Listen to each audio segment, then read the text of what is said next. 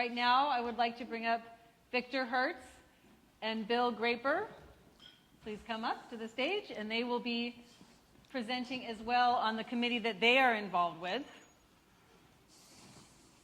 And we'll get them up to the stage. I guess we're going to have them come from both directions.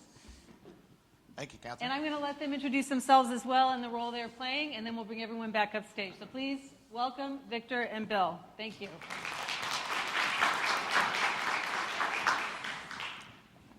You need to know that I started in this process in the second go-around rather than the first go-around with ASTM. I attended Kathleen Diamond as a great friend, and she invited me to attend a meeting in February, I think, of 2011 in Washington, D.C., which I went to. And I was struck by the number of federal agencies that were there: Defense Language Institute, the Foreign Language Institute, the FBI, the federal courts.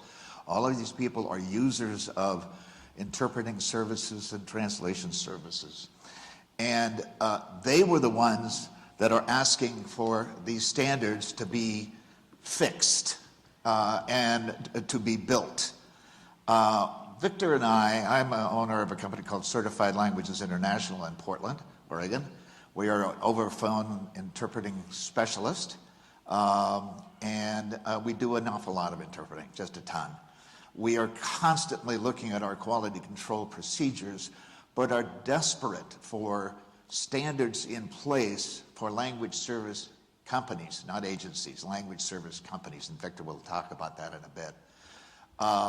Because as we talked about, I think it was yesterday, we have a continual focus on decreasing price of our product. And it's really starting to dig into our quality initiatives.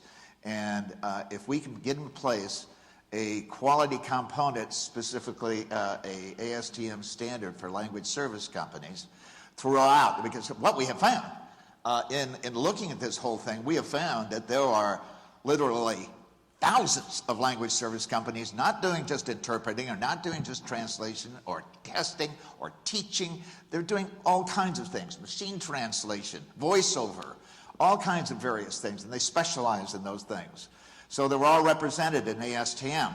But Victor and I are working with Susan Amarino, who is our glorious leader and chairman of our committee called F43.05, that works with language service companies to create a quality standard for language service companies, regardless, can't remember what the word is, regardless of what they do.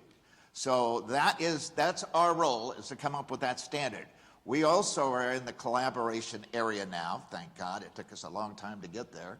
We have a lot of problems still. It's not ready for ballot. It's not ready to be finished, but at least we have a start. We've done a lot of arguing over the last 2 years about what should be included and what shouldn't be included, and this is our best shot that we can think of.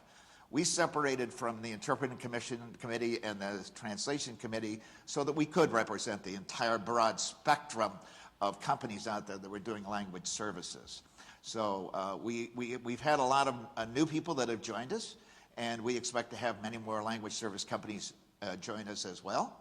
And we would expect to have, at the end of this process, hopefully this year, possibly next, a standard that we can accredit to, that we can go out to a language, or go out to an accreditation company, which is a separate entity, who will then come in and audit our procedures. And it's not just operations, it's also financial controls. ISO 9001 deals on the operations quality side. We deal in all of it.